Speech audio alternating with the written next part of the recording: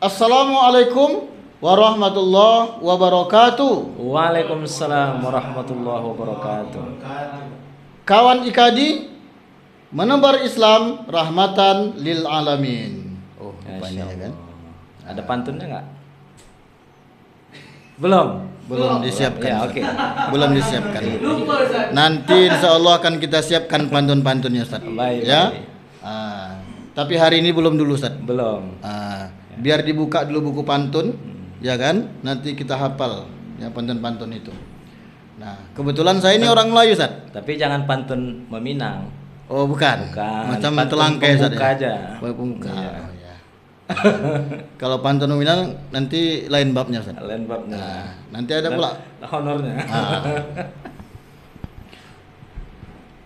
salam kenal kepada kita semua bersama kami di ruang podcast IKADI Sumatera Utara. Jangan lupa untuk selalu mengikuti setiap kajian di ruang podcast ini.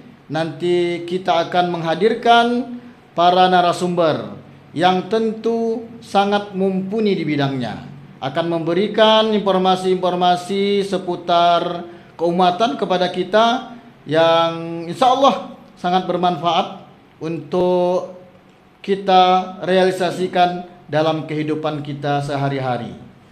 Nah, kawan IKADI sekalian, pada hari ini kita bersama dengan Ketua Pengurus Wilayah IKADI Sumatera Utara, Ustadz Ihsan Satria Azhar. Assalamualaikum, Ustadz. Waalaikumsalam warahmatullahi wabarakatuh. Ya, apa kabarnya hari ini, Ustadz? Alhamdulillah, insyaallah baik, sehat walafiat. Iya, alhamdulillah, mudah-mudahan. Alhamdulillah saya juga sehat, Ustadz. Iya. Dan alhamdulillah juga kami sehat sekelurahan, Ustadz. Masya Allah. Alhamdulillah. Sekelurahan. Ya kan? Kelurahan. Berarti kelurahan lain kan? Iya, kelurahan lain belum ada kabar, Ustadz. Belum ada kabar. Kalaupun seandainya sehat, kita mudah-mudahan Amin, semua amin. kelurahan, Amin. semua warga kelurahan di Kota Medan ini sehat semua. Amin. Ya. Amin. Jadi kalau seandainya sehat semua, kosong rumah sakit, Ustadz. Kosong rumah sakit. Nggak Jadi, apa-apa juga. ya, mudah-mudahan kita tetap dalam kondisi sehat walafiat, serta Allah selalu memberikan kemudahan kepada kita untuk menjalankan berbagai macam aktivitas kita sehari-hari. Amin. Amin. Ya Rabbal Alamin.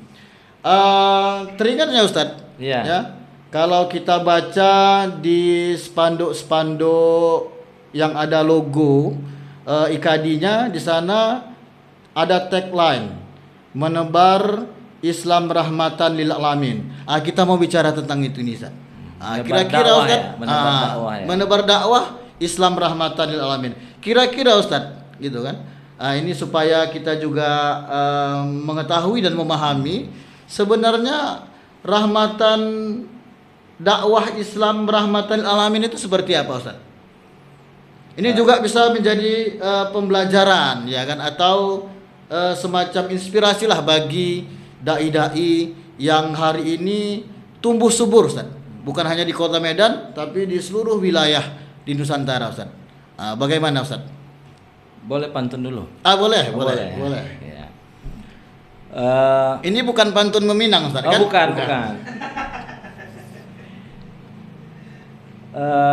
Dulu hidangan diletakkan di atas talam untuk hidangan para tuan dan ratu. Izinkan Anda mengucapkan salam. Assalamualaikum warahmatullahi wabarakatuh. Waalaikumsalam warahmatullahi wabarakatuh. Mantap. Satu dulu. Jadi tentang dakwah Islam rahmatan lil alamin ini sebetulnya bukan hal yang asing. Dalam Islam, bahwa Rasul itu memang diutus kan. Wa ma arsalnaka illa rahmatan Lil alamin. Namun barangkali dalam perjalanan sejarah ada di sana sini sesuatu yang mungkin perlu ditaksil. Taksil itu artinya dikembalikan kepada aslinya ya. Makanya dalam Islam pun Nabi mengatakan akan ada juga dalam setiap 100 tahun itu yang akan melakukan tajdid. Tajdid itu artinya sebetulnya bukan yang lama yang ada itu kemudian menjadi baru, menjadi bukan, baru, Ustaz, tapi ya. mengembalikan dia seperti bagaimana aslinya, tetapi sesuai dengan perkembangan zaman. Iya. Nah, mengapa harus sesuai dengan perkembangan zaman supaya tidak terjadi semacam benturan, terutama benturan psikologis. Misalnya kita tahu bahwa level usia orang juga berbeda-beda, Iya, maka iya. pendekatan juga harus disesuaikan. Iya. Nah, namun di dalam dakwah itu ada satu yang mungkin menjadi yang permanen, bahwa di dalam dakwah itu lebih didepankan adanya dialog. Jadi bukan indoktrinasi atau kemudian menyalah-nyalahkan dan lain sebagainya. Jadi harus dua arah dia, Ustaz, ya. Harus dua arah. Harus Makanya dua Nabi arah, pun ya. waktu diutus ke Madinah di kelompok orang yang sangat multi keyakinan dan multi multi kelompok, Rasul itu mengedepankan dialog. Coba perhatikan beberapa ayat di dalam surah Al-Baqarah, yang kita tahu surah Al-Baqarah itu adalah surah yang pertama sekali diturunkan oleh Allah Subhanahu wa taala kepada Nabi Muhammad di Madinah. Yang itu semacam SOP lah bagi dakwah Rasulullah Shallallahu alaihi wasallam. Ya. Jadi surah Al-Baqarah surah yang pertama diturunkan di kota Madinah, Ustaz, ya. Kota Madinah. Bukan surah yang pertama diturunkan, Ustaz, ya. Bukan. Ya. Karena surah pertama yang diturunkan itu surah Al-Alaq, Ustaz, ya. Iya. Ini sudah surah yang pertama turunkan di kota Madinah. di Madinah. Dan itu banyak sekali anjuran untuk membuka dialog dengan kelompok-kelompok keyakinan yang lain. Iya. Karena orang senang itu diajak terbuka, Iya. ya, dialog, ya kan, dua arah, tidak satu arah, tidak monolog. Iya. Itulah namanya komunikasi yang baik. Ya. Nah, Itu yang dimaksud dengan rahmat, ya, Ustaz, ya. salah satu kunci dakwah Islam rahmatan lil alamin itu adalah membuka dialog. Membuka dialog. Ya. Bukan menutup diri, Ustaz, ya. Bukan menutup Setelah disampaikan sudah gitu kan. Sudah. Tidak ada diskusi, Ustaz, ya. Tidak diskusi. Jadi rahmatan lil alamin itu membuka diri untuk selalu berdiskusi, Ustaz, ya. Dalam setiap apa saja yang menjadi persoalan, Ustaz, ya. Iya. Jadi bukan menutup diri. Jadi kalau seandainya hari ini, Ustaz, ada satu kelompok gitu kan, mungkin ya kan, yang membatasi ruang diskusi itu, Ustaz. Artinya ada kan gini juga, Ustaz, Klaim ya. kebenaran. Ya, ada mengklaim kebenaran gitu kan, lalu menutup ruang diskusi untuk didiskusikan. Artinya begini, ini kan sudah benar gitu kan, untuk apa lagi didiskusikan? Kebenaran itu bukan untuk didiskusikan tapi untuk dijalankan. Itu bagaimana, Ustaz? Apakah memang kebenaran sifatnya seperti itu, Ustaz, gitu? Kebenaran tetap saja ada dialog di situ. Kalau dia adanya pemaksaan, orang akan berat untuk bisa menerima kebenaran. Psikologi dia akan tertutup. Meskipun kenyataannya, Apalagi Ustaz Saiful kan guru ya. iya, Misalnya waktu mau ngasih pelajaran sama siswa kan harus ada dulu membuka komunikasi kan. ya dengan siswa. Siswa Iya, kan. iya. Nah, apa istilahnya itu? Apersepsi, Ustaz. Apersepsi, ya benar. Ya. Jadi setelah apersepsi itu ada, baru kemudian masuk kan. Baru masuk ke pelajaran. Pelajaran, kan? Iya.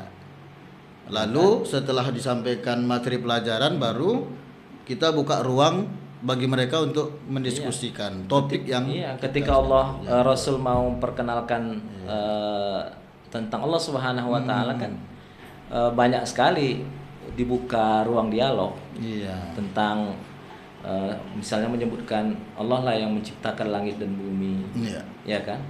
Ketika mereka mempertuhankan tuhan-tuhan yang pagan, walaupun sebetulnya mereka meyakini ada pencipta langit dan bumi ini, tapi menjadikan sesembahan lain itu sebagai jalan.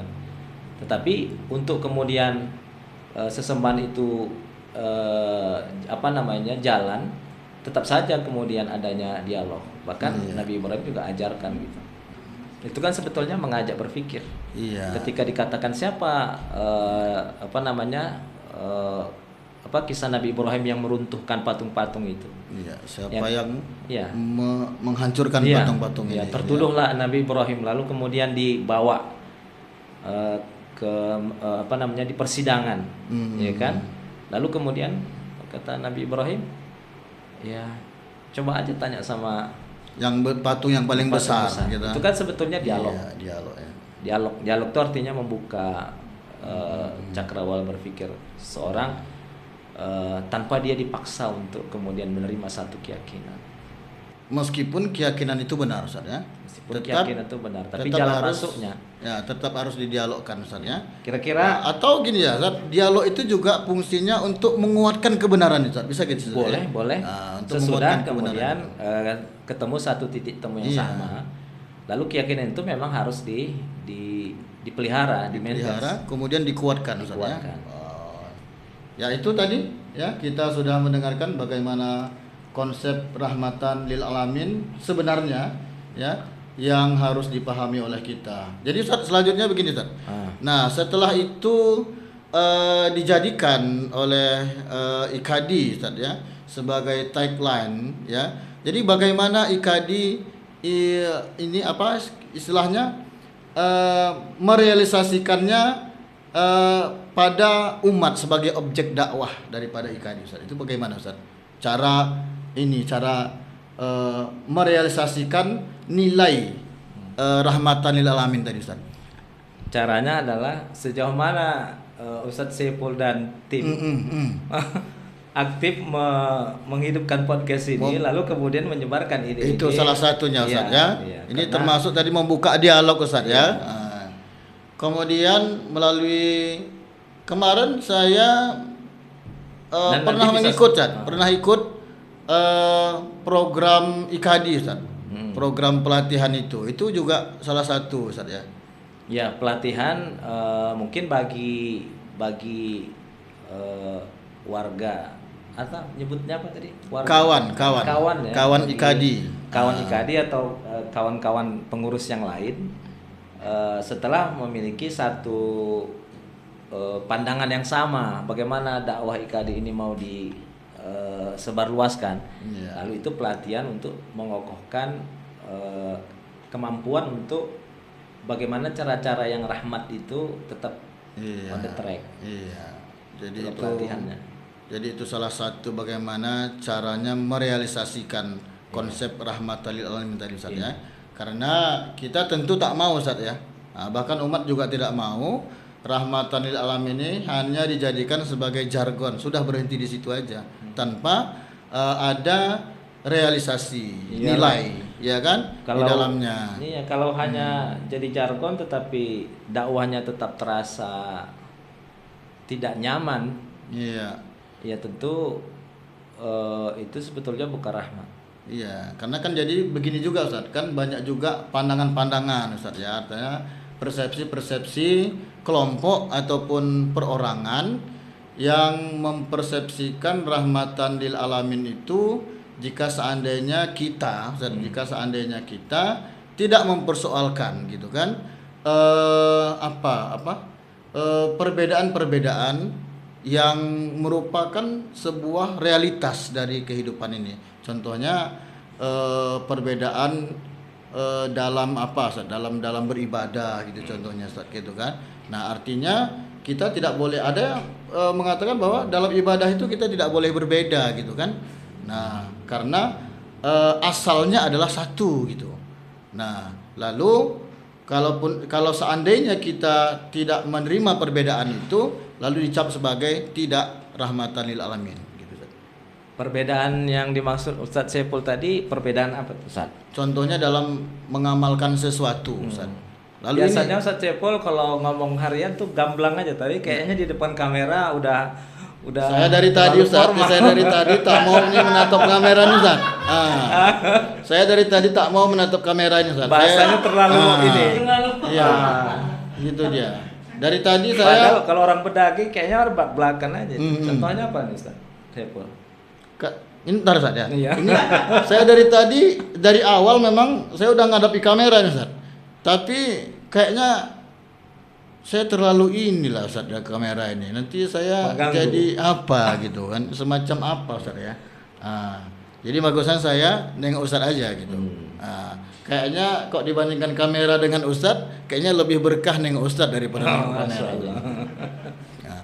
Jadi kan begitu Ustaz, ada anggapan begini. Kalau seandainya kita tidak setuju gitu kan dengan cara dan pola ibadah, katakan seseorang gitu, lalu kita tentang, lalu kita tolak gitu kan, dan penolakan kita itu agak sedikit ekstrim gitu, maka kita dicap sebagai orang yang tidak rahmat gitu kan. Nah, terlalu memaksakan apa yang kita yakini untuk diamalkan oleh orang lain. Apakah seperti itu Ustaz konsep rahmatan lil alamin itu gitu kan? Iya. Ini masih abstrak juga nih. Ini kejadiannya apakah terjadi di masjid Ustadz Saiful kah? Iya, atau ini maksud atau terjadi pada ruang lingkup kebangsaan kita atau gimana? ini pengalaman pribadi saya nih Ustaz, ya kan? Nah, gini, saya pernah mengkritisi ibadah seseorang karena kalau saya tengok model ibadahnya kayaknya ini siapa yang diikutinya gitu kan. Nah artinya pada saat itu saya tanya gitu kan, ini model sholat menurut siapa gitu kan. Apakah ini dilakukan sesuai dengan apa yang dipelajari, dipahami ya kan, dari cara-cara ibadah sholat yang benar gitu kan. Katakanlah dari pendapat imam ini kita kan kalau skupnya fikih Ustaz kan itu kan waktu sholat, contohnya sholat gitu. Itu? Saya pernah tuh Ustaz. Sebenarnya bukan saya mengkritis Ustaz, yang memprotes, tapi saya bertanya aja. Bertanya dalam hati. Bertanya sama dia. Kalau dalam hati ya nggak selesai Ustaz gitu kan. Saya mau tahu juga jawabannya gitu kan. Karena gini, dari banyak cara-cara orang melakukan sholat gitu, kayaknya tidak seperti dia gitu. Saya tanya aja waktu itu gitu kan. Nah, lalu mungkin agak tersinggung dengan pertanyaan saya mungkin, lalu dia sebutkanlah kata itu. Ini saudara ini ya kan tidak rahmatan lil alamin gitu. Saya pun bingung gitu. Rahmatan lil alamin ini rupanya apa gitu kan? Nah, ini nanti kalau seandainya saya jumpa dengan Ustaz Ihsan saya tanya nih. Kebetulan hari ini lupa gitu. Nah, iya, ini memang kasusnya masih abstrak, jadi awak pun agak susah menjawabnya. Tapi begini, kenapa pada waktu Ustadz mempertanyakan itu barangkali dia merasa tersinggung? Berarti kan ada sesuatu yang di luar. Jadi gini, orang tersinggung itu kan dia merasa nggak disayang gitu kan. Padahal rahmat itu adalah sayang. Padahal maksud Ustadz Saiful barangkali bukan mau mengatakan berarti akun yang betul, dia tidak gitu. Tapi sebetulnya jangan-jangan ya kan ini dia kaitannya tadi gitu. Ini kaitannya tadi Ustaz dengan rahmatul alamin itu salah satu caranya adalah membuka dialog gitu kan. Nah, artinya ketika saya bertanya itu saya mau membuka dialog gitu kan. Apalah pertanyaan yang Ustaz Saiful tanyakan itu tadi gitu kan. Jadi ini ketika saya contohkan gitu ketika dia mengangkat takbir gitu kan. Nah, ini cara ibadah menurut imam siapa gitu. Nah, jangan-jangan cara ibadah menurut Imam Tantowi gitu. Atau Imam Asarifin gitu kan. Nah, iyalah, kalau ditanya gitu lah ujuk-ujuk misalnya ditanya nih Ustaz Saiful tuh sholat tadi itu menurut imam siapa? Mungkin agak tersinggung mungkin saja. Pula. Oh, gitu mungkin. Ya. Berarti ini tadi orang tua, adik-adik atau seumuran? Ya, senior lah, senior. Senior. Walaupun lebih tua dari saya tapi nggak jauh-jauh kali lah gitu kan. Ya bisa lah, misalnya Ustaz Saiful bilang, Bang, Pak, mungkin saya kepingin guru nih sama Bapak barangkali gitu. Ya mungkin gitu lebih lembut ya, lebih lembut kan. Kayaknya lebih rahmat gitu Ustaz ya. Lebih humanis. Jangan-jangan itu yang dimaksud dengan rahmat lil alamin. Antaranya begitu. Oh, begitu. Iya. Jadi Untuk nggak- memulainya pun dia harus mendudukkan posisi orang itu. Berarti betul lah tuduhan dia sama saya itu, Ustaz. Berarti saya nggak rahmat gitu kan? Ya mungkin gitu. Betul lah. Berarti nggak saya nggak rahmat lah itu. Jadi kan Iya. kan gitu dibuat nyaman Iya, dulu iya. kan. Jadi kan jadi gini, sebetulnya untuk menyampaikan pesan dan keinginan kita, tentu kan orang harus bisa menerima dulu gitu. Dibuat Iya, dulu iya. dia bisa apa namanya, adaptif atau menerima kita lah. Menerima kita, Iya. Ustaz, ya. Ini tiba-tiba ditanyakan begitu gitu kan? Dia tersudut. Ya, berarti betul lah tuduhannya itu. Iya. Saya nggak rahmatan gitu kan? Iya. Saya kayaknya memusuhi dia dengan pertanyaan itu kayaknya, Ustaz. Nanti saya cari orangnya lagi, Ustaz. Minta maaf, Ustaz. Gitu kan? Jadi bukan pertanyaan saya yang salah, tapi mungkin cara bertanya itu yang salah, Ustaz. Nah, ini juga harus hati-hati kita, kawan-kawan, gitu kan? Kalau seandainya kita ingin bertanya atau mengkritisi model amalan orang lain, ini juga harus hati-hati gitu. Jangan-jangan tuduhan-tuduhan mereka terhadap kita tidak rahmat gitu kan, tidak punya kasih sayang gitu kan, ya jangan benar gitu kan, karena model kita bertanya seperti itu, seperti menyudutkan. Ini hati-hati juga. Mudah-mudahan kita terhindar dari sikap dan model gitu kan, bertanya seperti itu. Ya. Oke, kawan IKD sekalian, kita sudah bertanya tadi kepada Ustadz Ihsan, ya, Ketua Pengurus Wilayah IKD Sumatera Utara. Mungkin ya kita banyak ya mendapatkan informasi dari beliau tentang konsep rahmatan lil alamin tadi. Nah, mudah-mudahan kita bisa memahami bersama. Jadi itu juga bisa juga menjadi rujukan ya bagi kita yang kira-kira ya ingin membangun persepsi tentang seperti apa ya konsep rahmatan lil alamin itu ya, meskipun banyak persepsi yang lain Ustaz, ya. Jadi kita tidak mempakumati bahwa konsep rahmatan lil alamin itu sebenarnya juga multitafsir Ustaz. Iya. Artinya orang bebas ya. Yang jelasnya harus berpijak kepada apa ya? Konsep nabawiyah Ustaz, ya. Iya. Nah, jadi bagaimanapun seseorang mempersepsikannya lalu merealisasikannya, ya, itu semua dikembalikan kepada yang bersangkutan. Jadi sampai di sini ya bincang-bincang kita. Ustaz, ada yang mau disampaikan, Ustaz? Ya, Ya. jadi bincang kita yang hari ini kan baru satu dari sekian hal yang menjadi karakteristik dakwah Islam rahmatul lil alamin. Di kali ini adalah bahwa berupayalah kita dalam berdakwah itu tidak judgement ya, melakukan penghakiman, tapi membuka ruang dialog. Iya, Dan iya. ini ruang dialog ini yang hampir jarang muncul dalam kegiatan dakwah. Kalaupun ada dialog yang dimaksudkan itu kalau orang ceramah lalu buka dialog gitu. Oh gitu ya. Iya. Nah, jadi sebetulnya yang dimaksudkan dengan itu adalah hiwar. Apa namanya? Percakapan. Iya, apa. bukan artinya dialog dalam artian hanya kayak bincang-bincang begini, tidak. Gitu ya. Tapi ada sesi di mana kita mencoba mendengar orang lain, dan orang lain mencoba mendengar kita. Begitu juga sebaliknya. Tidak harus dengan kalimat tanya Ustaz, ya. Enggak. Iya. Ya, memberikan argumentasi.